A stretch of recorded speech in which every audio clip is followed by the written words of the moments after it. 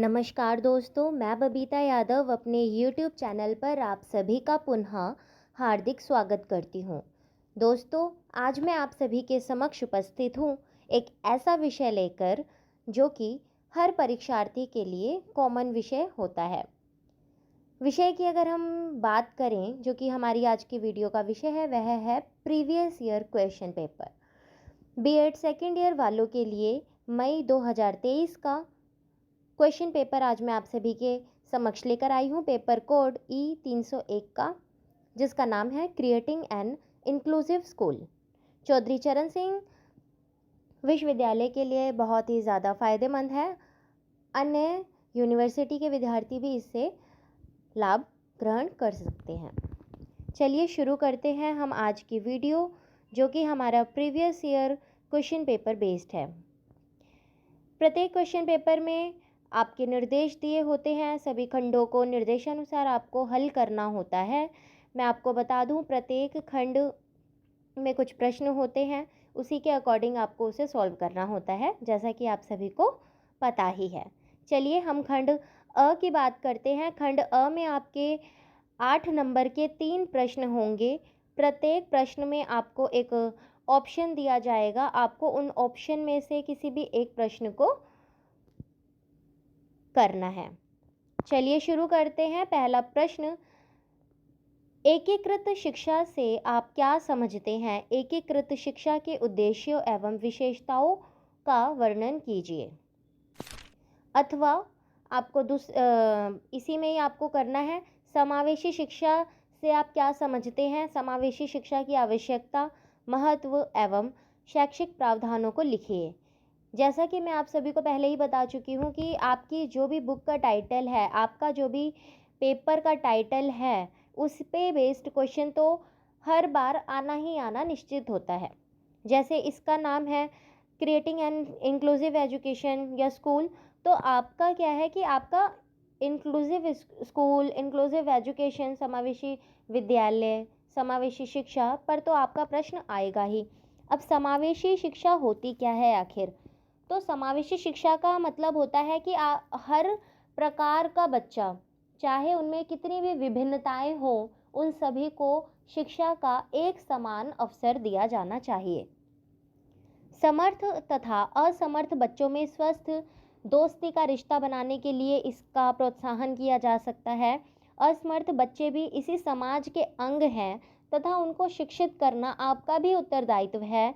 इस प्रकार का संज्ञान लिया जाता है। शिक्षा देना, प्रत्येक बच्चा एक दूसरे से भिन्न होता है। शिक्षा देने का ये सबसे मूल हमारा आधार होता है कि प्रत्येक बच्चा एक दूसरे से भिन्न भिन्न होता है, लेकिन उनकी जो योग्यताएं हैं वे भी तो भिन्न भिन्न होती हैं। तो हमें उसी के अकॉर्डिंग उन सभी की आवश्यकताओं को अलग अलग ध्यान में रखते हुए उसे विद्यालय में पूरा करना होता है। ठीक है, तो समावेशी शिक्षा का मतलब है सभी विद्यार्थी एक साथ एक ही माहौल में शिक्षा को ग्रहण करें। यदि किसी विद्यार्थी को अलग से किसी प्रकार की समस्या का सामना करना पड़ रहा है, तो विद्यालय का कर्तव्य है कि वे उस पर संज्ञान ले। प्रश्न 2, विशिष्ट शिक्षा से आप क्या समझते हैं? विशिष्ट बालकों के वर्णन कीजिए।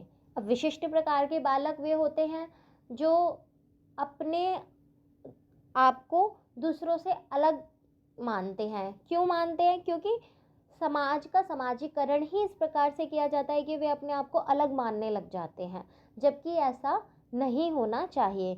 जैसे कि कोई बच्चा अगर ब्लाइंड है तो उसके लिए अलग विद्यालय खोल दिया जाता है, ब्लाइंड एसोसिएशन वगैरह टाइप के, तो ठीक है वो खुलने चाहिए, लेकिन एक समय के बाद आपको उनका एकीकरण करना चाहिए, एकीकृत शिक्षा करनी चाहिए, जिससे वे बच्चे सामान्य बच्चों की तरह शिक्षा को ग्रहण कर सकें।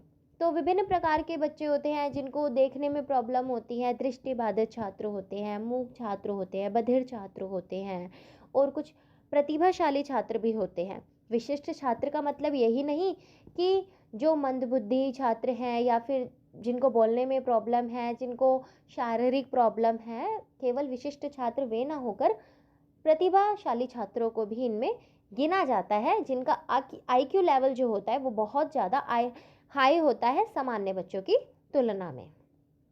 तो इस प्रकार का वर्णन करना है आपको। इसी में आपको अथवा में प्रश्न दिया है, समावेशी विद्यालय से आप क्या समझते हैं, एक आदर्श समावेशी विद्यालय की विशेषताएं क्या होनी चाहिए। तो आप सभी को पता है कि एक आदर्श समावेशी विद्यालय में जब सभी प्रकार के बच्चे अगर होंगे तो उसी हिसाब से विद्यालय का जो हमारा व्यवस्था है उसको भी हमें पूरी करनी ही होगी। जैसे कोई बच्चा अगर शारीरिक रूप से कमज़ोर है तो वो सीढ़ियों पे तो नहीं चल सकता, तो विद्यालय को यह इंतज़ाम करना चाहिए कि उस बच्चे की जो कक्षा है वो ग्राउंड फ्लोर पर हो। उसको अगर वो व्हील चेयर का यूज़ करता है, व्हील चेयर का उपयोग करता है, तो उस विद्यार्थी के लिए रेलिंग बनाई जानी चाहिए ताकि वह अगर सीढ़ियों का उपयोग ना कर सके तो वह रेलिंग का उपयोग करे। अगर कक्षा ऊपर के फ्लोर पर है, ऊपर दूसरी मंजिल पर है, तीसरी मंजिल पर है, तो लिफ्ट की सुविधा होनी चाहिए। तो इस प्रकार की जो शिक्षा जब उनका समावेशीकरण किया जाता है तो विद्यालय की जो व्यवस्था है उसको भी सुचारू रूप से चलाने के लिए हमें विद्यालय के अंदर कुछ प्रकार के इंतजामात करने ही होते हैं। चलिए आगे बढ़ते हैं प्रश्न 3 पर। एक समावेशी शिक्षक के लिए मार्गदर्शन एवं परामर्श क्यों आवश्यक है, इसकी विवेचना कीजिए। अथवा भारतीय पुनर्वास परिषद अधिनियम 1992 की विस्तृत विवेचना कीजिए। तो ये थे आपके खंड के प्रश्न। ठीक है, मैंने आपको हिंट दे दिया है।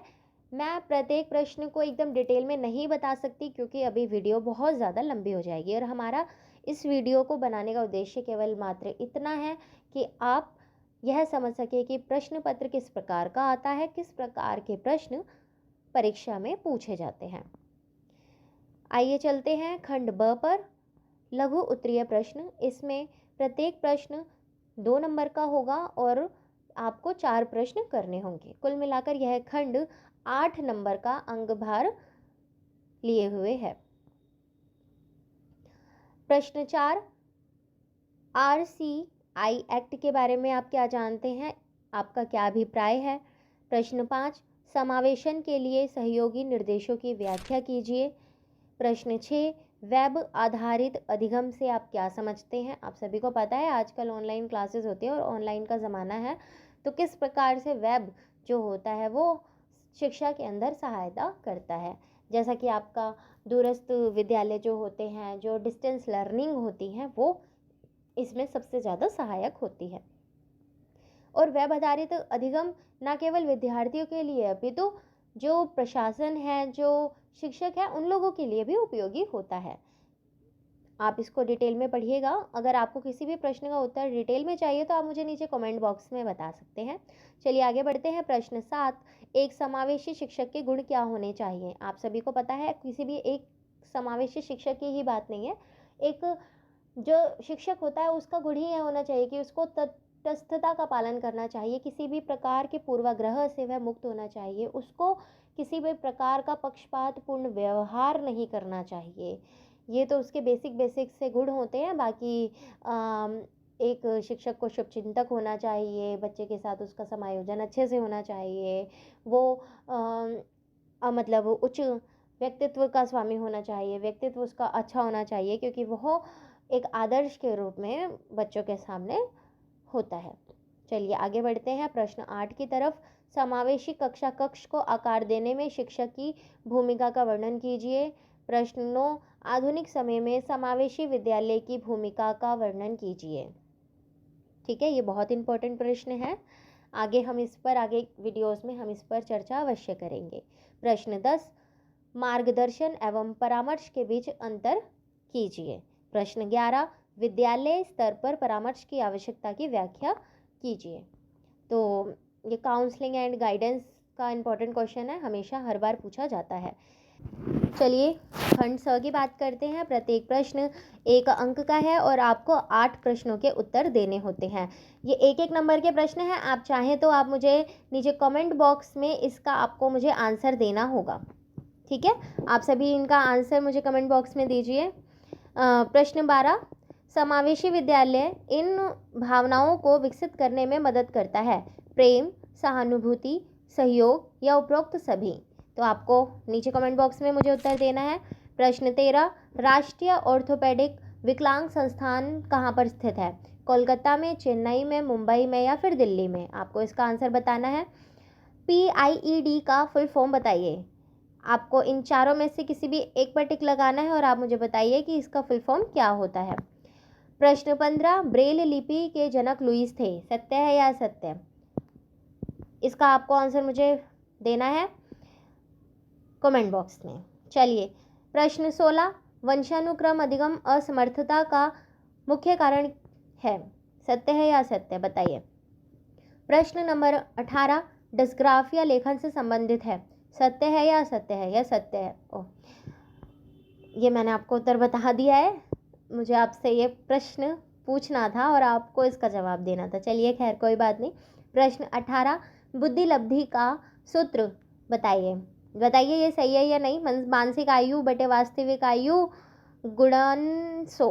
आप इसका आंसर बताइए। प्रश्न 19, लोकोमीटर विकलांगों के लिए राष्ट्रीय संस्थान दिल्ली में स्थित है, सत्य है या असत्य है? प्रश्न 20, ASD की फुल फॉर्म आत्म केंद्रित संवेदी विकार है। आपको इसका जवाब देना है। प्रश्न 21, किस संगठन ने हियरिंग लॉस यूनिट और हियरिंग इंटेंसिटी को वर्गीकृत किया है? आपको इन 4 प्रश्न में से इसका क्या जवाब है, आप मुझे नीचे कमेंट बॉक्स में बताइए। चलिए, मैं आप सभी से विदा लेती हूँ। आशा करती हूँ आप सभी को यह वीडियो पसंद आई होगी। यदि आपको किसी भी प्रश्न का उत्तर डिटेल में चाहिए तो आप मुझे नीचे कमेंट बॉक्स में बता सकते हैं। मैं आपको अगली वीडियो में उसका उत्तर आपको ज़रूर दूंगी। प्लीज़ इसको लाइक करें, शेयर करें, सब्सक्राइब करें और इस प्रश्न पत्र की PDF को जानने के लिए, पाने के लिए, प्राप्त करने के लिए आप नीचे दिए गए टेलीग्राम लिंक पर जा सकते हैं। वहाँ से आप जाकर टेलीग्राम चैनल से भी जुड़कर हमारी जितनी भी PDFs हैं आप उनको प्राप्त कर सकते हैं। चलिए, अब मैं आप सभी से विदा लेती हूँ। नमस्कार, धन्यवाद।